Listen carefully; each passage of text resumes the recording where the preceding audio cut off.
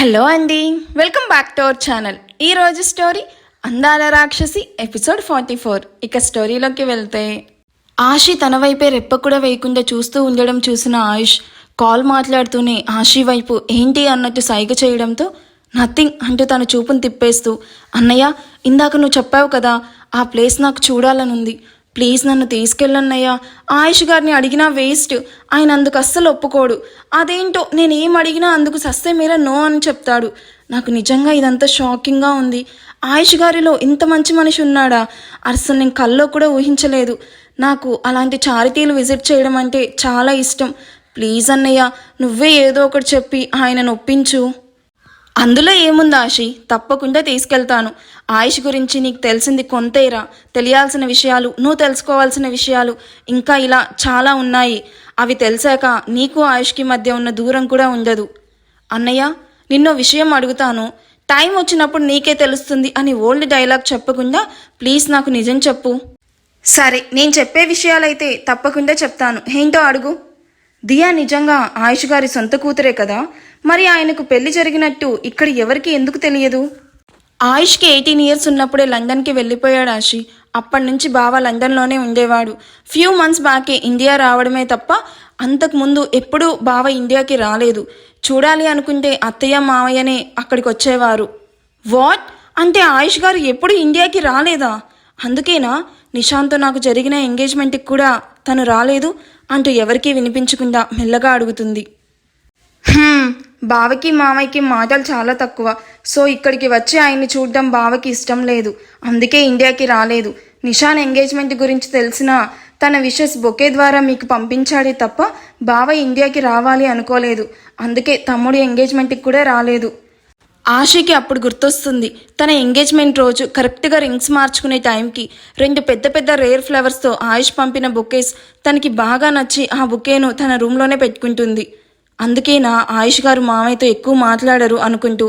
అవునన్నయ్య, ఇద్దరికి ఎందుకు మాటలు లేవు, అసలు ప్రాబ్లం ఏంటి?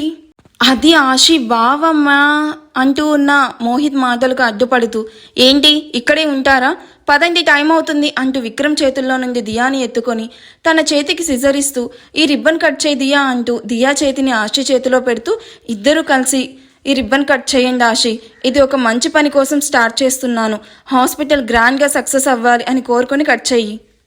ఆయుష్ గారు, నేనెందుకు, ఇది మీరు ఎంతో గొప్ప మనసుతో పేదవాళ్ళ కోసం స్టార్ట్ చేస్తున్న హాస్పిటల్, దియాతోనే కట్ చేయించండి.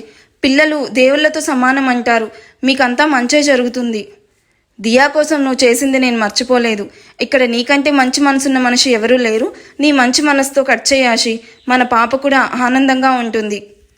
ఆషి నవ్వుతూ దియాతో కలిసి హాస్పిటల్ ఓపెనింగ్ చేయగానే అక్కడ మొత్తం పూల రెక్కలతో వీళ్లకు పూల వర్షం కురిపిస్తారు. సార్ స్టిల్ ఇవ్వండి అని ఫోటోగ్రాఫర్ చెప్పడంతో ఆయుష్ ఆషి చుట్టూ చేతులు వేసి దియాని ఎత్తుకొని పోజ్ ఇవ్వగానే వాళ్ళ ఫోటోను అక్కడున్న ఫోటోగ్రాఫర్స్ అందరూ అందంగా క్లిక్ చేసి నెక్స్ట్ డే మార్నింగ్ పేపర్లో రావడానికి మరిన్ని ఫొటోస్ తీసుకొని అండ్ ఆయుష్ గారితో చిన్న ఇంటర్వ్యూ కూడా తీసుకొని వాళ్ళకు స్పేస్ ఇచ్చి అక్కడి నుండి వెళ్ళిపోతారు. కమ్ హాస్పిటల్ చూద్దాం అంటూ ఆయుష్ అందరినీ తీసుకుని లోపలికి వెళ్తూ ఉంటే అక్కడున్న స్టాఫ్ హాస్పిటల్ గురించి చెప్తూ ఉంటే అన్నీ చూస్తూ ఉంటారు. ఆషి వెనకనే వెళ్తూ ఉన్న అభి చేయి పట్టుకుని ఆపేసి, అందరూ వెళ్ళాక తోకలాగా మీ అక్క వెనకే తిరగకుండా ఉంటే వాళ్ళకి కాస్త స్పేస్ ఇవ్వు, అది కూడా నేనే చెప్పాలా, కొత్తగా పెళ్ళైన వాళ్ళ మధ్యలోకి వెళ్ళకూడదని తెలియదా నీకు అని విసుగ్గా చెప్తున్న నిషాన్ వైపు చూస్తూ, అయిపోయావురా, పదే పదే నాతో కావాలని గొడవ పెట్టుకుంటున్నావు, ఇప్పుడు చూడు ఏం చేస్తాను అని నవ్వుతూ, అలాగే నిషాన్ ఫుల్ స్పేస్ ఇస్తాను అని ముందుకు వెళ్తున్న అభిని చూసి, ఇదేంటి ఇంత సైలెంట్గా ఉంది, ఏదో ఒకటి అనద్దే, అదేంటి ఏమీ అనుకున్న సైలెంట్గా ఉండే టైపే కాదే ఇదెందుకు ఇంత సైలెంట్గా ఉంది అని అయోమయంగానే అభి పక్కనే నడుస్తూ చుట్టూ చూస్తూ ఉంటాడు. అభి నిషాన్ వైపు ఓరగా చూస్తూ తన ముందు నడుస్తున్న అమ్మాయి నడుముకెళ్ళి ఏమీ తెలియనట్టు మొబైల్ చూస్తూ ఉంటుంది. నడుము మీద రుద్దుకుంటూ వెనక్కి తిరిగిన అమ్మాయికి నిషాన్ని చూసి సిగ్గుపడుతూ, హాయ్ నిషాన్ గారు, దిస్ ఈజ్ ప్రేమ అంటూ చిరు సిగ్గుతో నిషాన్కి షేక్ హ్యాండ్ ఇస్తుంది.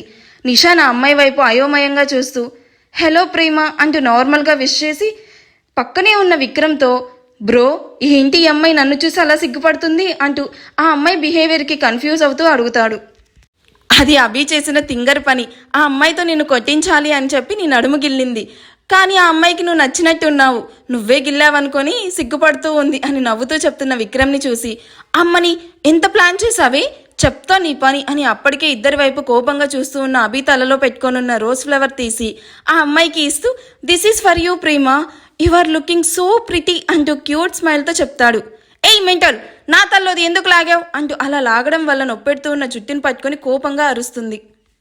అరే నాకు ఇక్కడ ఎక్కడ రోజ్ కనిపించలేదు, నీ తల్లో కనిపించింది అందుకే తీసుకున్నాను. నువ్వు తీసుకోలేదురా, లాగావు. నిన్న అలా లాగావు, ఇప్పుడు ఇలా నాకు జుట్టు లేకుండా చెయ్యాలని చెప్పి ఫిక్స్ అయ్యావా స్టూపిడ్ అంటూ కోపంగా నిషాన్ జుట్టు పట్టుకొని లాగుతూ అరుస్తుంది.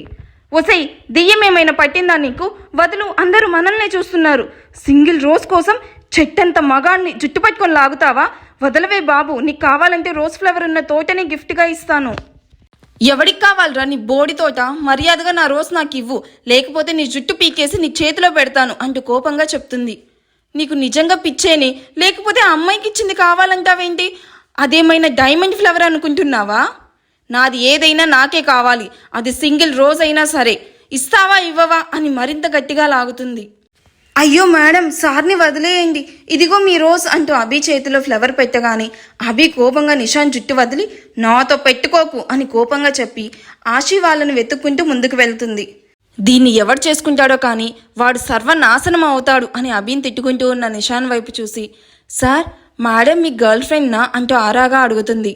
గర్ల్ ఫ్రెండా? అద్దా, హాహా, అది నా గర్ల్ ఫ్రెండ్ అయ్యుంటే ఈ పాటికి నేను ప్రేమిస్తే మూవీలో భరత్ లాగా నా నా నా అని బుర్రకొక్కుంటూ తిరిగేవాడిని. She is just my relative. Oh sorry sir, మీ ఇద్దరి క్లోజ్నెస్ అండ్ ఒకరినొకరు రావే పోవే అని పిలుచుకుంటూ ఉంటే ఎందుకో డౌట్ వచ్చింది. మేడం చాలా బాగున్నారు, మీరిద్దరు పేరైతే ఇంకా బాగుంటారు సార్ అని నవ్వుతూ చెప్పి అక్కడ నుండి వెళ్తూ ఉన్న ప్రేమ వైపు చూస్తూ, అవును ఎవరితోనూ కలవని నేను అభితో మాత్రం ఎందుకింత క్లోజ్గా మూవ్ అవుతున్నాను? తను ఏమన్నా కూడా నాకు కోపం రావడం లేదు, తనతో గొడవ పడడం కూడా నాకు బాగా నచ్చుతుంది. ఎందుకు? రేనీష్, అందరూ నీకోసం అక్కడ చూస్తూ ఉంటే నువ్వు ఇక్కడ సోలోగా ఏం చేస్తున్నావురా? పద వెళ్దాం. బావా అంటూ మోహిత్కి జరిగిందంతా చెప్పి, నేను ఎందుకు అభితో గొడవని ఇంతలా ఎంజాయ్ చేస్తూ ఉన్నాను, కావాలని తనతో ఎందుకు గొడవ పడుతూ ఉన్నాను బావా? నిన్న కూడా అది సేఫ్గా వెళ్ళిందా లేదా అని చెప్పి మున్నా వెహికల్ను ఫాలో అవుతూ అది ఇంట్లోకి వెళ్ళాక నేను అప్పుడు రిటర్న్ అయ్యాను. ఎవరి గురించి ఆలోచించను నేను, ఎందుకు అభి గురించి ఇలా థింక్ చేస్తూ ఉన్నాను? అది నాకెలా తెలుస్తుందిరా? మేబీ అభిను నువ్వేమైనా లవ్ చేస్తున్నావేమో. Think about it. వాట్, లవ్వా? యా, ఇందులో తప్పేముందిరా? అభి నీకు మరదలవుతుంది, సో లవ్ చేయడంలో తప్పలేదు. అయినా నేను నువ్వు చేస్తున్నావు అని చెప్పడం లేదురా, చేస్తున్నావేమో అంటున్నాను. ఇది నిజమో కాదో నన్ను కాదురా అడగాల్సింది, నీ మనసుని అడుగు. ముందు పద అంటూ నిషాను లాక్కెళ్ళి ఆ హాస్పిటల్లో అడ్మిట్ అయిన ప్రతి పేషెంట్కి ఫ్రూట్స్ దియాతో అందించి వాళ్ళకి దియా బ్లెస్సింగ్స్ అందిస్తాడు. మ్యాథ్స్ ఇంకా 2-3 అప్డేట్లలో మీకు గతం ఓపెన్ అయిపోతుంది. ఈరోజు డ్యూరేషన్ తగ్గింది అని అనుకోవద్దు. యాక్చువల్లీ రైటర్ కొన్ని చేంజెస్ చేస్తున్నారు, అందుకే ఇంతవరకే ఇవ్వమని చెప్పింది, అందుకే ఇంతవరకే ఇచ్చాను. తను ఇంకా కొన్ని మోడిఫికేషన్స్ ఏవో చేంజెస్ ఉన్నాయంట, సో కంప్లీట్ అయ్యాక అప్పుడు ఇద్దాము, ఇప్పుడే ఇవ్వద్దు అని చెప్పింది.